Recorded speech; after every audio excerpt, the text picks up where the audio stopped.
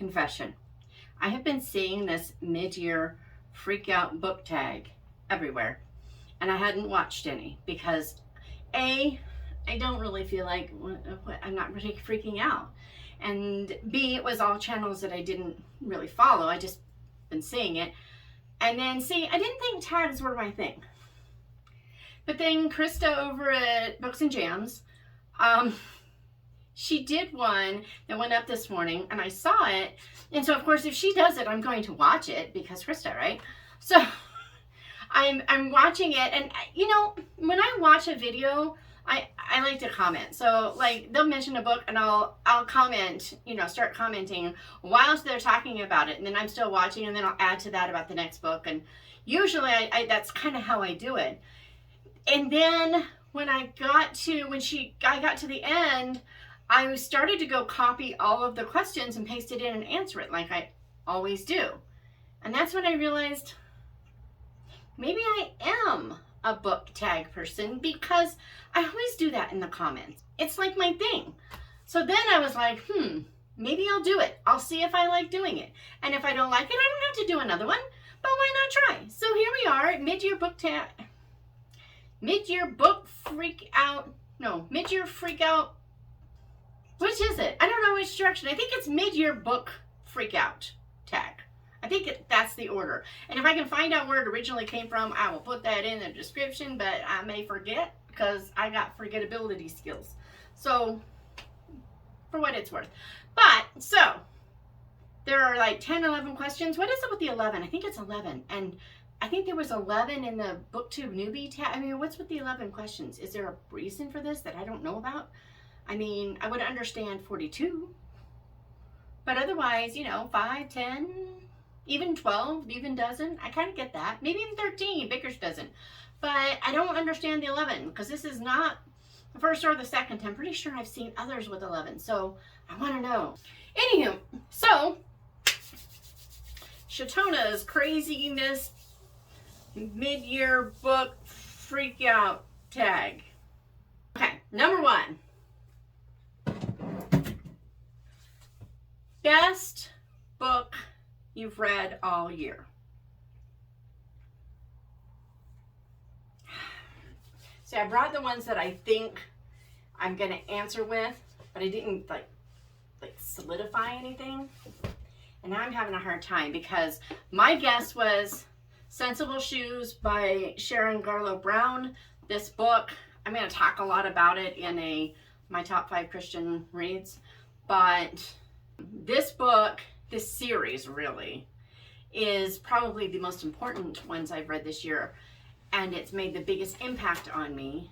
And it was the first one that I want to reread. I want to like start the series over right away kind of thing. So yeah, this is almost like if someone took a spiritual journey for you to go on and wrote it in story format so that you would know how to apply it. It's a really good book, but I'll save that for another day. So I'm going to say Sensible Shoes and or any of the others in that series. And I can't even remember if I read the first one this year or at the end of last year. I think it was this year though. I'm pretty sure it was this year. Anywho, so there's best book so far. Although there have been a couple others. Charlotte Fairley by D.E. Stevenson. If I just want straight up story, probably that one. I really loved that. Or The Dean's Watch by... Never mind. I could be here all day and I ain't doing it. So we're going to just go with that and call it good. Okay, next up. Best sequel you've read so far. Well, it could have been any of the sequels to Sensible Shoes. I guess that's why I brought all these out here. Okay. Okay. We can do this. Sequels. I'm making a mess. So it could be... Goodness, this is a mess. Let's just ruin your books. Then let's go with that. Yeah. We're going to go with ruin the books. That's the best sequel. I hope that one's okay. All right. So it could be... So I read... I think this is the first one. Yeah, Nightfall. So it could be either Deadfall or Freefall, because I plowed through these because they were so good and the sequels were so good. So it could be Nancy Mel, the Quantico, something of Quantico, the, oh, I guess it's just the Quantico series. So it could be those, maybe. Or I also brought these out. These are Lisa Phillips' Brand of Justice. So it could definitely be Quick and Dead. That one's really good, but I think this one, it's the third one in the series. So it is a sequel-ish because it follows, right? So that, because sirens. Because sirens. Ah! See, I can do that too. I think I liked this one better. Man, there are a lot of sirens right now. I think I hear 4 distinct sirens. This is a tiny little town. Something's going on. I'm just saying. And the dogs are having a heyday. Not my dogs. My dogs are in the house, probably howling and driving them crazy, but I don't have to hear them. So anyway, there could be the, no. I know what it is. And I don't have it because I listened on audio. So it's Shelley Shepherd Gray. I think it's The Secrets of Ross County or something of Ross County.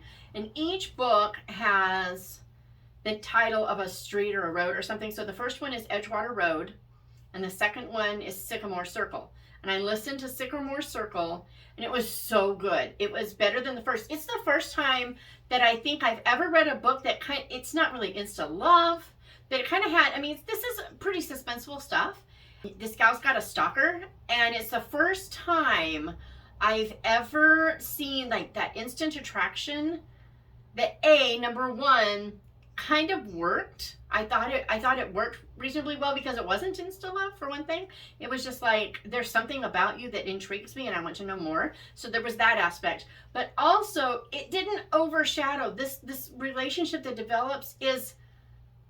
It's necessary to the plot. I'm going to go with that.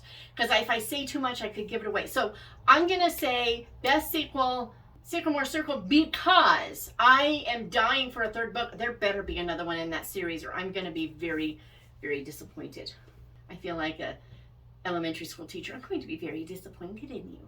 Let's see about number 3. What is number 3? New release you still want to read. All the books? There's so many new releases coming out that I want to read. There's on Tuesday, so tomorrow out comes One Southern Summer, which I really hope it gets here tomorrow because I don't want to wait to read it, which I probably have to because, but so there's that one. So I'm counting that as a new release because seriously, tomorrow that counts, right? Oh boy. What else is there? You know what? We're going to just stick with One Southern Summer. And I will probably begin it the minute it comes in. Because I got issues. I got issues, people. So there's that. Then, oh no. I think it comes out on Friday.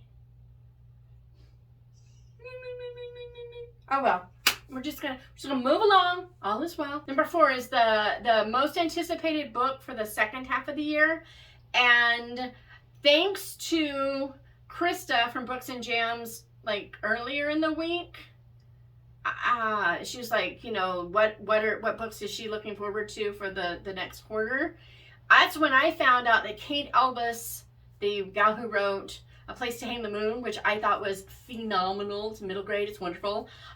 That's when I found out she's got another one coming out. It's Nothing Else But Miracles by Kate Albus. And so again, thank you to Krista for that book splurge. I think I ordered 3 books that day. Yeah, we won't talk about it. And then from this thing, from that same thing, I made a comment about an author and she says, oh, you need to read these 2. So I ordered those 2 and 2 more okay. I love the enabling. We're gonna have a video on enabling. I'm just saying, it's coming. I got thoughts. So, but anyway, most anticipated for the next half of 2023, definitely Nothing But Miracles by Kate Albus, because Yeah. So after most anticipated is number 5, which is The Biggest Surprise. And I listened on audio. So it's the echo of old books. Now, this is not Christian fiction. So there was one scene that she didn't fade to black. She just made it really hazy and then faded out. There was more than I would have appreciated. And there are themes in the book that are kind of important, but also, you know, not holding to biblical standards.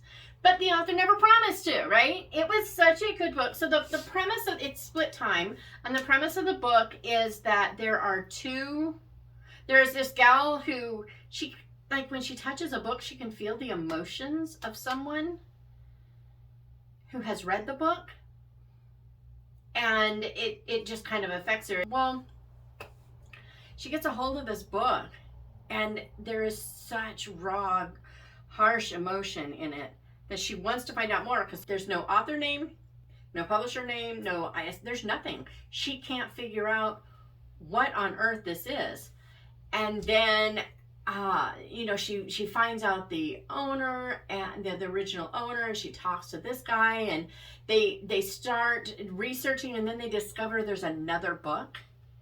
And when they discover the other book, they start, they're reading the story. So you've got these two interwoven stories where you're reading the story as it plays out, and then these people are telling their stories, and then you've got the current day, which I think is like 1984. So it was really, really good. I was really surprised. If I recall, there were occasional instances of language that I didn't appreciate, but mostly I just loved the book and wasn't bothered. I wasn't bothered by conduct because I wasn't forced to participate in it through the reading of it, but also because it didn't claim to be anything but what it was, just general market, really good. So I was surprised because as I started reading, I don't know, I thought, oh man, this is going to go down and I'm going to have to DNF this. And then I didn't. So number 6, new favorite author. I'll put up here. I'm going to go with Benedict Brown because those mysteries have been amazing. I mean, oh my gravy. They've been so good. The Benedict Brown Lord Edgington mysteries there's Christopher, who they call Christy, and his grandfather, and they tend to start investigating crimes together. And Chrissy is lousy at it. He's 17, and it's from his point of view. So he's lousy at it. He doesn't know what he's doing. He's just trying to keep up with Grandpa, and it feels like Grandpa is a little overpowerful, if you will. I mean, if he were a superhero, he would be a little too much, except that Grandpa used to be in Scotland Yard. He was considered one of the best investigators ever. So he has a backstory that makes it work. And also, we're reading this through Chrissy's eyes. It's all from his point of view. So it's his perception that Grandpa just pulls this stuff off the hat. Because we're not in Grandpa's head, we don't see all the stuff that he's connecting together in the same way. We only see what he tells us and what Christopher can observe. And so I think that's why it works. I think that's why it all works. And most of them I've been able to solve pretty easily. Most mysteries I can, but they always trip me up. There's always something that I'm like, oh wait, what? No, and again, it's because we only get what Christopher knows. And so it's I love reading them so much. I've been listening on audio, so I've gone through the whole thing, and I think I'm like 5 or 6 in, but there's like 9 or 10 out. So I'm just waiting for the next audio because the narrator is really good. And so I just really enjoyed listening to them. And I do prefer mysteries on audio these days, which I would have never thought I would ever say. So there's that. 7, newest fictional crush. Okay, this isn't really my thing. I don't usually, it's not really a thing, but I decided to go with this one because there is a character in here that I fell in love with. He's an elderly character, so, you know, but I did fall in love with this character in just like pages. I mean, it's like a page and a half, I think it was. It was the fastest I've ever met a character and just been like, I want to be your friend. You are it for me. And then of course it's a mystery. Character dies. But I loved that character so much, so fast. And second runner up would probably be Clara Kipp from Extraordinary Deaths of Mrs. Kipp, except I think I read that last year, so that doesn't really count. Oh well. So we'll go with this one. I don't want to say the name. It's going to be pretty obvious on the one hand, but on the other hand, it feels like a spoiler. So someone in here. I had to go get it because I didn't bring it in. But I'm going to go with this one. I'm not a crier. It's incredibly rare that I cry in books.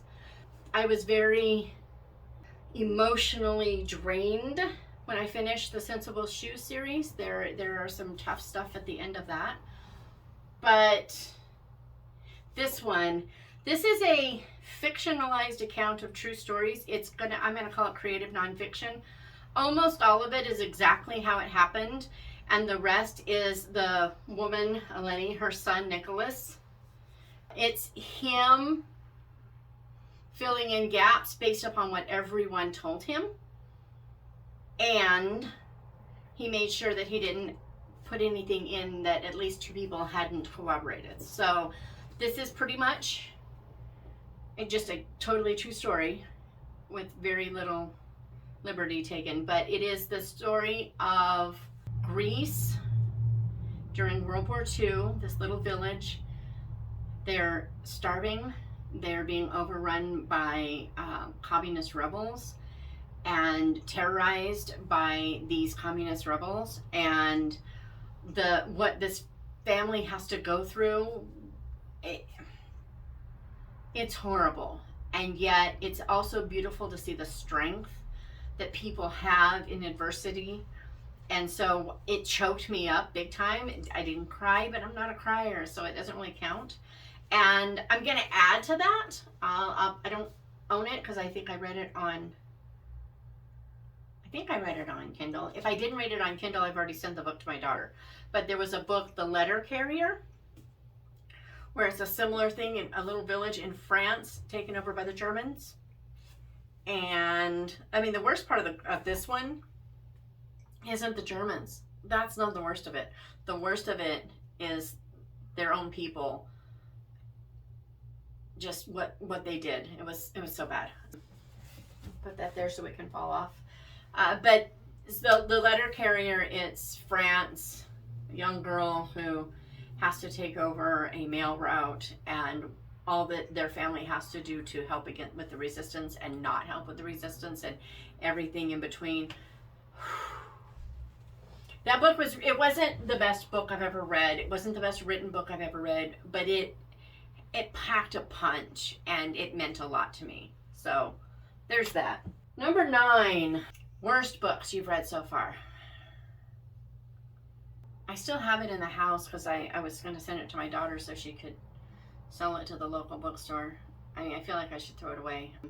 I actually gave it 3 stars because the writing was really good. The story was interesting, but there was so much smut. I mean, I get that these people are married in this book. I get it. But there's just way too much on the page smut. I mean, I've got sticky notes all over it. You don't want to read this book because I don't want her to hand it off to my granddaughter, you know, not realizing that it's a problem, right? But it's to Haven't a Hoax. I think it's Martha Waters or Walters, one of the two.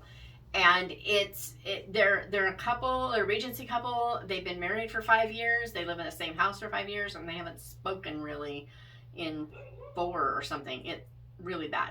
There was that one. Oh, no. Even worse. Okay. Now, this is where I lose viewers. It's where everybody says, I'm done with you. But I don't like Gone with the Wind. I really never have. So with that in mind, that's why I did not like Elizabeth Gooch's Green Dolphin Street. That book, guys. It was like the Channel Islands / New Zealand version of Gone with the Wind to me. The main character reminds me so much of Scarlett O'Hara's scheming and everything. The main guy reminds me so much of this Ashley Wilkes character. He is really an honorable man. He's weak, but he's honorable, and he keeps his word. There's a lot to admire in him. But, the story, the drama, and the scheming, it was too much. I just couldn't stand it. But I did finish that one. Unlike Child from the Sea, which I think is about Oliver Cromwell's first wife, or was she really his wife? We don't know. I had read it before. I think I might have even finished it before. Read it before years ago, and I had forgotten about it. And so I started reading again, and the slog. No, maybe I didn't finish it before. I can't recall. All I know is I didn't finish it this time and chucked it immediately. Green Dolphin Street, though, I hated it so much because I finished that one. I hated it so much. I'm not kidding you. I chopped it up to make a fake book for a cover reveal. And I had no guilt whatsoever about it. That video will come up later. Anywho, yeah, those are the most hated. I'm going to go with Gooch. Green Dolphin Street. That one actually I hated the most because even though I didn't finish Child from the Sea, I might have enjoyed the second half. I don't know. I finished all of Green Dolphin Street, which I think in some editions is Green Dolphin Country. There's even a movie. Save yourself the hassle and don't bother with either, but if you have to, maybe the movie. I don't know. So, yeah, book I hated. Most beautiful, I think this is number 10. Most beautiful book you've acquired. Yeah, I brought them out and then promptly dropped them on the floor. So there's these. I don't know if I bought it this year or near the end of last year. I can't remember, but there's Amberwell by D.E. Stevenson. I mean, look at that. Isn't that beautiful? Yeah, love that. Please don't fall again. Then after we got back from the Lake District, my friend said she was reading this book, Susan Branch, A Fine Romance. It's about loving England, the English countryside, I think. Yeah, falling in love with the English countryside. But the pages,